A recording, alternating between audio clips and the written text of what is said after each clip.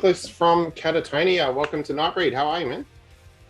Thank you. I'm doing good. I'm actually having my morning coffee as we speak. Yeah, beautiful. I'll be ready for a beer soon. It's the afternoon over here. Oh, perfect. That sounds Yeah, better. yeah. um, so I guess my first question is 2010. How did you come to join Katatonia? Was it the Bloodbath connection, maybe? It was me playing in a band with at the time tour manager, Oh, yeah. which was Ronnie, and uh, and since I played with him in another band and also with lots of good friends from Katatonia, then they kind of recommended me to Jonas and Anders when they were searching for someone to fill Matthias Normann's shoes. So it came natural like that. So Yeah. I think that they kind of they spoke with both Ronnie and Robin, my other friend, the drummer of Amaran, the band that I played in back in the day, and then they said that they needed to find some bass player, and they highly recommended me, which I'm grateful for. So Mm. that's kind of like how I came into the band. Yeah, fantastic. So looking at the Katatonia timeline, it looks like you did some pretty massive tours around that time. Had you toured that extensively before? Never, actually. I barely made any international gigs. It was most gigs that I've done had been in on Swedish soil. So it was a very new and dramatic experience for me. From never been on a tour to doing a 7 week long tour, stretching all the way from Hamburg in Germany to I think we ended the tour in Moscow in Russia, Mm. if I'm not mistaken. So it was a 7 week long tour, and it for sure made me gain some kilos along the way as well. Yeah, I guess it's not the healthiest way of living.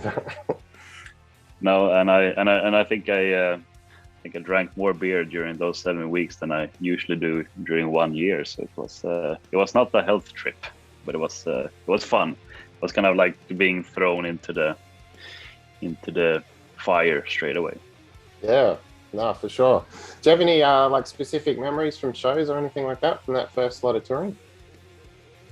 Uh, Show-wise, I think that like everything was so overwhelming and everything was great. So it's like everything blends in. But well, one of the fondest memories is of course getting to know some of my that I can call nowadays my better friends, which is Mikko from Soul of the Sun, Mikko Kotamäki, and because they supported Soul of the Sun supported Katatonia during a few tours in 2010, and getting to know them was a real pleasure and proved to be the result of having long life friends. So that's a very fond memory. Yeah, nice. That's cool. So 2012, the ninth Catatonia album comes out, Dead End Kings. Um, what was like your input wise? Like, did you come and sort of obviously you would have had to learn what was there before, but did you have any input in what came after you joined? I've always had an input in my own instrument, what I would like to play, and having like an open dialogue with Jonas and Anders when they're writing songs, and kind of arranging the bass in a way that that I feel comfortable with and that I think is tasteful for the music. But most often especially when it's Jonas songwriting, because he's a phenomenal bass player in my opinion, and he writes really good bass lines. So most often you don't really need to touch that much or like come with any suggestions, but that would be like my like contribution and my touch to the songs that I maybe more often kind of strip down the bass line and make something more simple to integrate it with the music, rather than trying to play more for the sake of it. Yeah. So yeah, that's my boring contribution to the band. Oh, that's all right. I mean, it works for the band, doesn't it? It sounds great. So that's okay. Yeah. How was it recording? I imagine, you know, this was probably a pretty different recording experience to what you'd done beforehand, right? Oh yeah, definitely. It was more. It put more like pressure on me as an instrumentalist, and it was, of course, stepping it up quite many more levels than I was used to before, and I've always liked Katatonia before, and especially The Great Cold Distance, and always thought that the bass was so like a good part and had its own integrity in the music. So it was kind of like something that I didn't want to fuck up in any means possible. So it was definitely a different experience, but otherwise it's kind of like what you do as a band nowadays, putting layer on layer. So it's you wait for your turn and then you try to do it as good and fast as possible, of course, when you sit in the studio chair. Yeah, sure. So Katatonia, you had the acoustic tour around that time as well. How was that? That must have been pretty different. Oh yeah, that's probably the most challenging time for me, like, or a challenging task for me as like during the time I've had in Katatonia. It was, I mean, it's a whole different kind of scenario doing an acoustic gig, and also that lots of songs that I already knew was rearranged.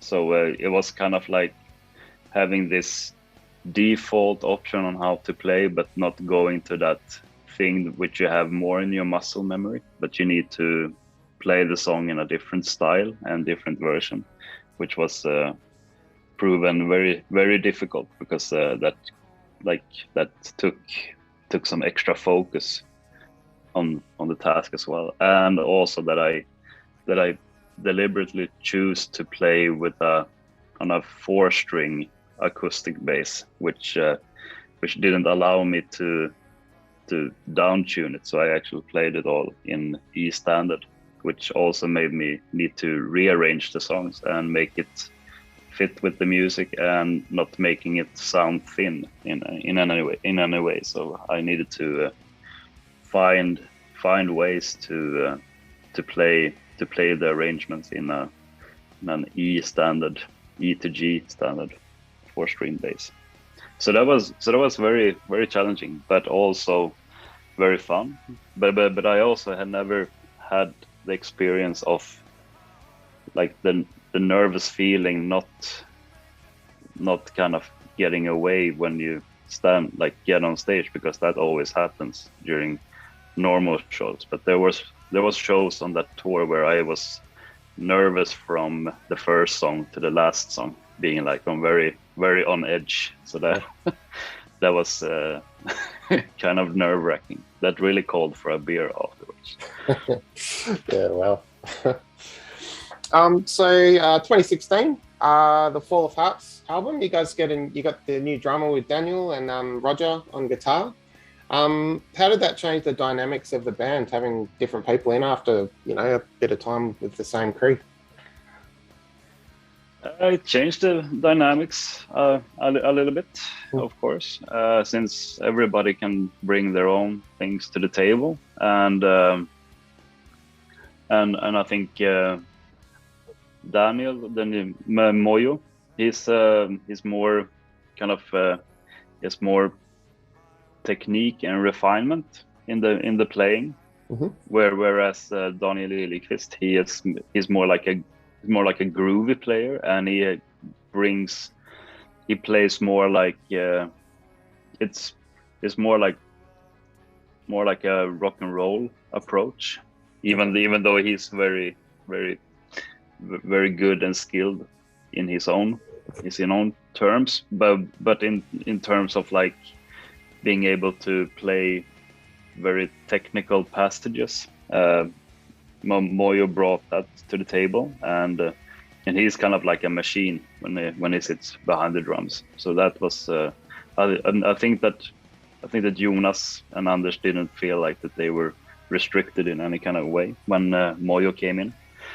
And of course, having Roger on board, which is probably Sweden's most underrated guitarist, or even outside Sweden as well.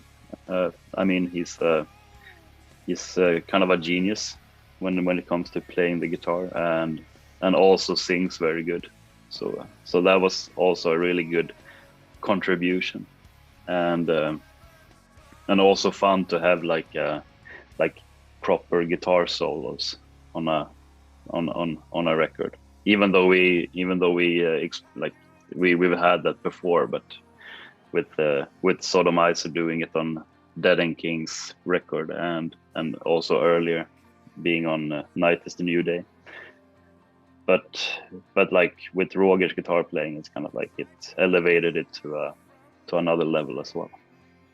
Oh yeah, and I've seen the videos too that came with the Full of Hearts disc. It looked like you recorded out in some cottage out in the middle of nowhere or something. What was that like? That seems like a different kind of experience. Yeah, it was actually in this house, like in the basement of a house quite close to where I live nowadays. It was in Västertorp.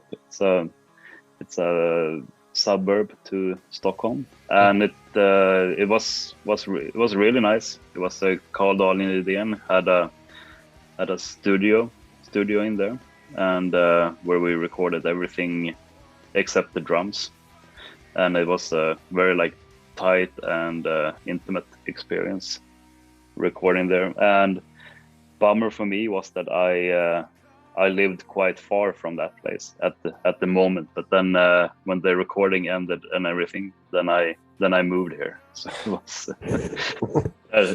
that seems to happen to me all the time. I moved to places where it was practical to live back in the days. Yeah. Yeah. Actually, while we're on the subject, whereabouts are you guys located as a band? Like, are you able to sort of rehearse easily enough, or do you kind of have to all move somewhere for a time before a tour or that kind of thing? No, we're all pretty like living in the same proximity.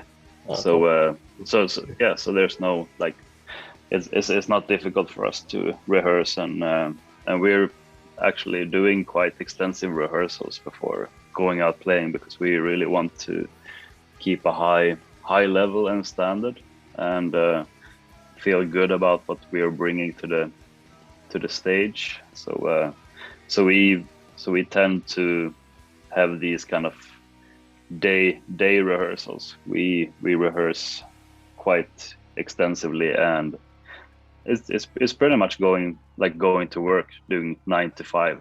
So we're doing like doing a few sets on the like before lunch and have a lunch, and then we continue in the afternoon. So we do that quite often, and it is something that we enjoy as well, because we really like the progress of starting out sounding a bit like wobbly and then perfecting it, and I'm really feeling that this is something that we want to go out and play live, because there's not any worse feeling than feeling that you're not 100% there when you're going out playing. So definitely we live in the proximity of each other, and we tend to try to rehearse as much as possible. Yeah, awesome. That's great. Yeah, talking about the shows coming up, I'm guessing this will be, other than the stuff with no audience, this will be the first time some of the City Burials stuff was played in front of a crowd, right? Yeah, the Bulgaria show. Yeah, that was the first time that we played the material for City Burials live, except the streaming show, of course, as you mentioned, and that was great. It was a strong feeling of finally now we can do this, and something that we've been waiting for, and something that we've anticipated for a long time, and that we really longed for. So it was great to finally be able to play these songs that were supposed to be played like more than 1 year back, at least. But we managed to sound check Behind the Blood in Athens in Greece before the pandemic started. So I guess that was for a Suns audience, that was the first time we played anything live. We played for a sound technician and the cleaners. So that was the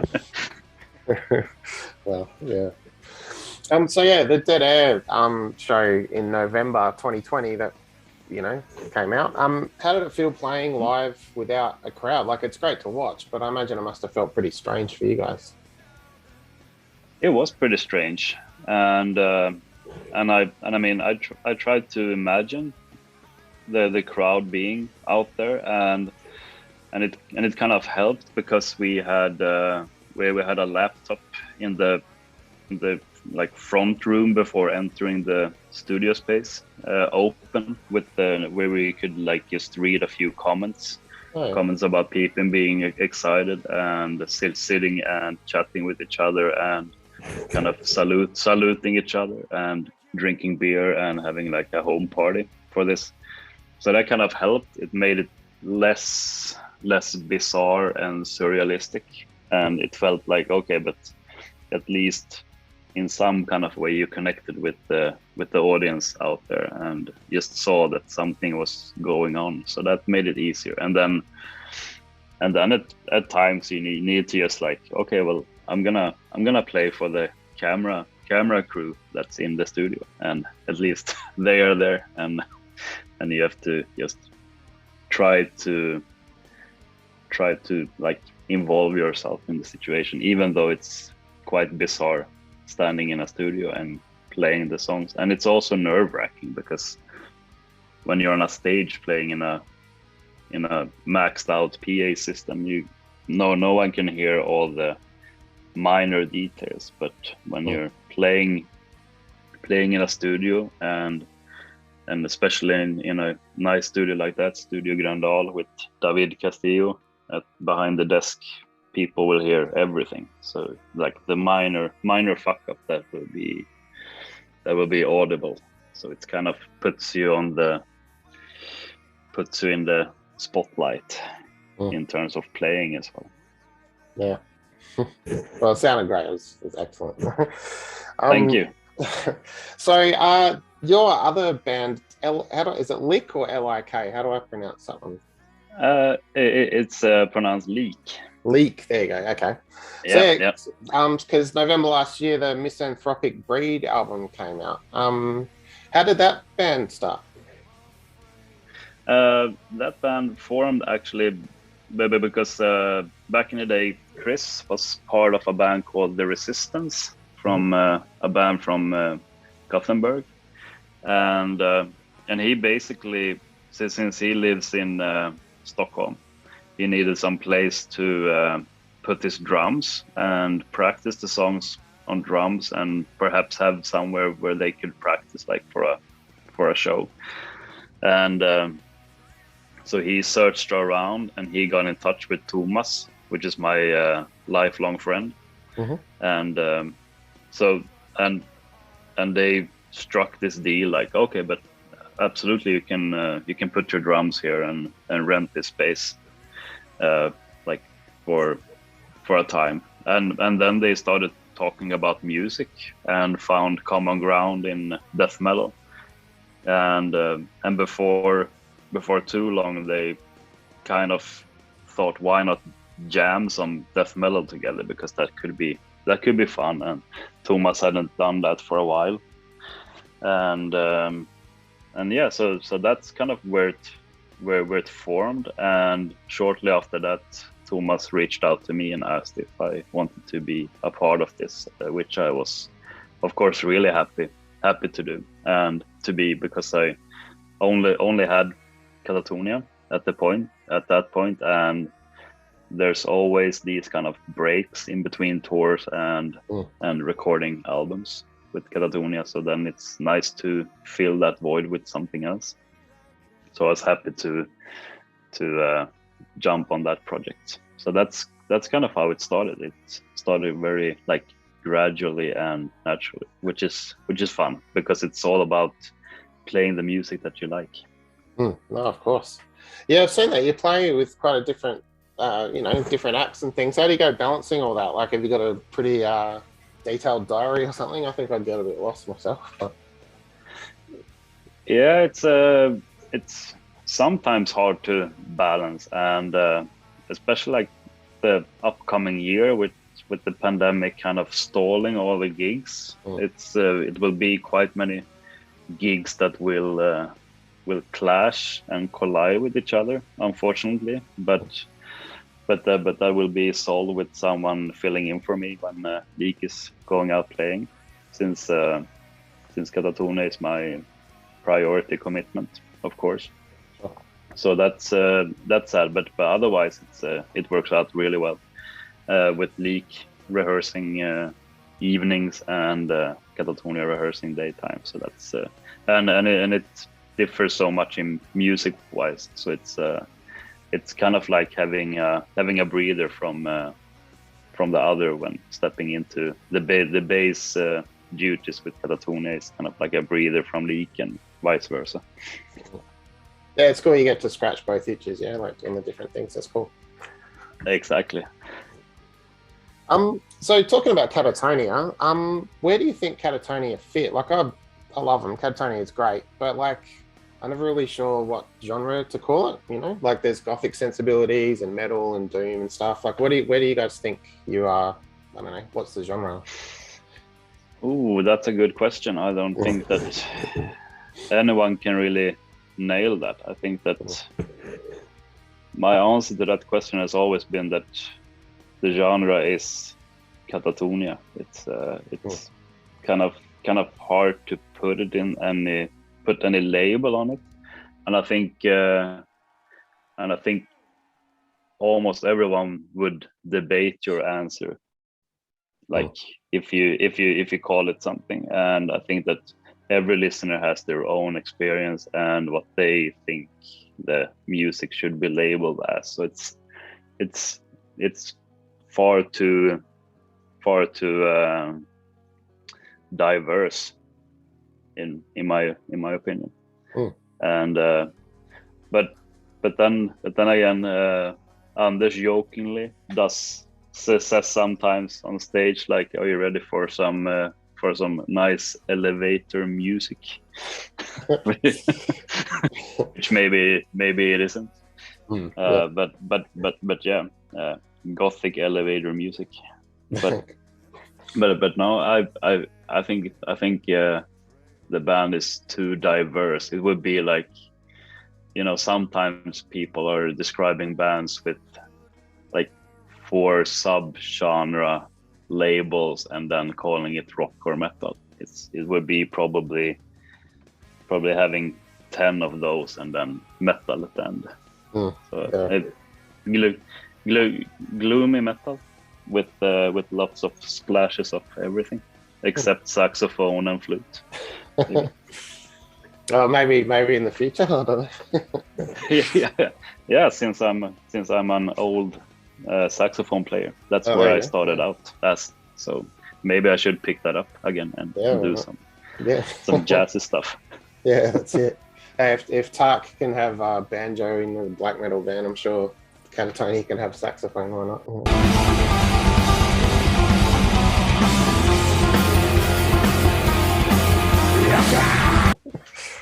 Oh yes, definitely. So the new Katatonia release, Neko Cinema, Comes out October 21st. 30 years of rarities and B-sides. I'm waiting for my pre-order to get here. What can you tell us about the title, like the Neko Cinema? Where's that come from? It's this Greek saying, and it's something that represents memories, and also it's like a memoriam kind of thing, and it dates back. It's a very old word, and Katatonia has often been like it's a bit like romantic in that kind of way, using old words and sayings that aren't like maybe too obvious that you need to look into. So it's kind of like this perfect title for a comprehensive memory lane, if you would like to call it that. So that's where it comes from. That's cool. And how did you choose what to include? Because I imagine there must be more, to choose from than what's on this release. How did you specifically pick, these are the tracks we want to have in there? Oh, that's a good question. That's Jonas and Anders picking them out, since selecting them, since they are the ones that've been there from the start, from the get-go. So I think that it was trying just to pick the very best, and I think that they made a good choice, a good mix in this, and I also think that it's nice that they didn't put everything in just chronological order, which would be very boring and maybe wouldn't like flow as well, that it's kind of mixed up as you go. And I'm very happy that they started it out with Vakaren, which is probably one of my favorites on that album. Yeah, cool. The cover artwork kind of reminds me of the Judas Priest Screaming for Vengeance, that 82 album with the eagle and everything. Is that intentional, or is it just random that they sort of have a similar feel? Oh yeah, that's highly intentional, and Anders is a good Judas Priest fan, and we all like Judas Priest in Katatonia. So he's a master of kind of involving, kind of doing a what is it called, like a tribute to other bands, and incorporating that in his own kind of artistic designs and artistic directions to the one making the artwork, just as he has done lots of that in Bloodbath, for example. Instead of pull the plug with death, you did the pull the pork t-shirt.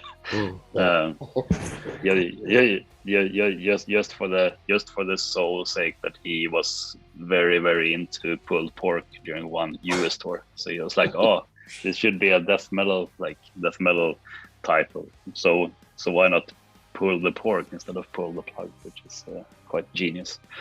So he's very good at that, and he often sits down when we're out on longer tours, where we auction out these either auction out or just sell these old drum heads, and then he sits like for a day or two doing this very intricate takes on other bands' artwork and putting it into context with Katatonia artwork, or like doing like a Metallica logo into a Katatonia logo, and so he's done that for quite a while. So it was fun to see that he incorporated some Judas Priest into this release.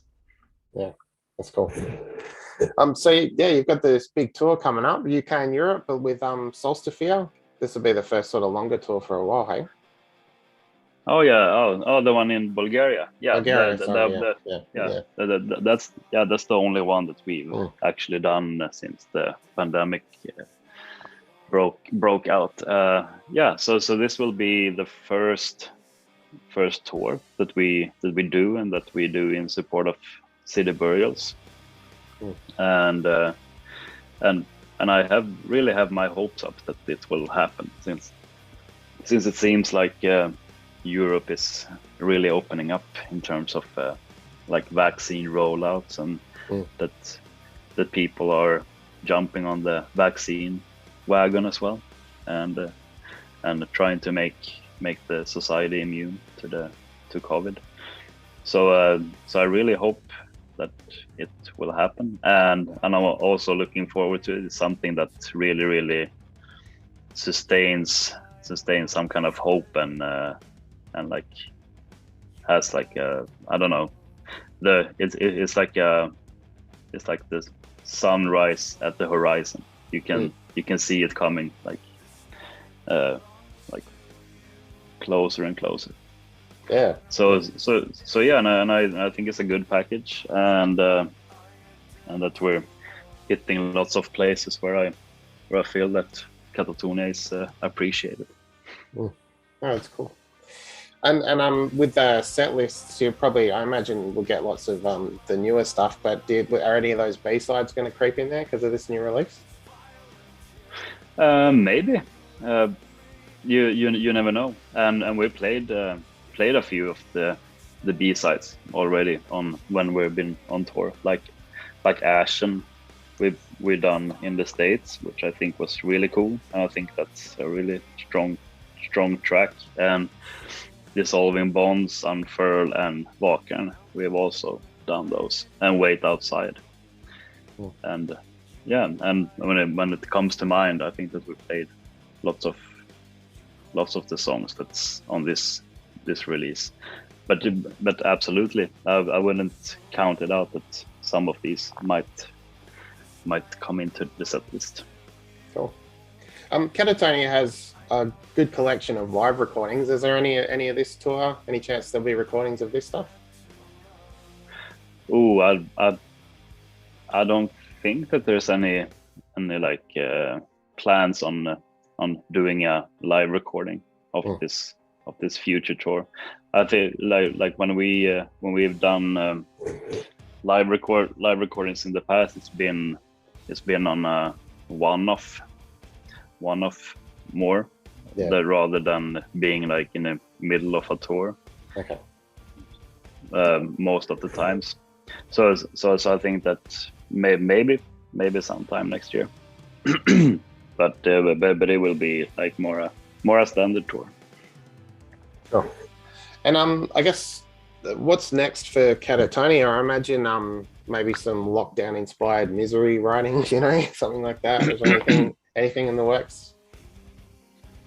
There's always something in the works with Katatonia, and yeah, we're gonna aim for trying to record a new album in the future. So there's that, and but other than that, trying to go out and play as much as possible as well, and make up for lost time during the pandemic in terms of live gigs, because that's something that we really like to do, and that we enjoy, being out playing in front of music and connect with fans in that kind of way. Yeah, definitely. I saw you play in Perth, WA last time you were here, and so fingers crossed the world becomes safer and you can make it all the way over here again. Ah, cool. Awesome. Yeah. I always enjoy being in Perth. Oh, cool. And also hang out with Alex Canyon from Voyager. Oh yeah, nice. Really cool band from Perth. Yeah, they are. Great. Cool. Awesome. Awesome. Nicholas, thanks heaps for your time, and definitely, good luck on the road and everything. I hope everything works out, and you're back out before you know it. Yeah. Thank you, and let's have a beer when I'm in Perth. Yeah, hell yeah, man. Okay, for sure. That'd be great. All right, cool. Cool. Have a good one. Thanks a lot. Thank you. Thank you. See ya. Cheers, man. Bye.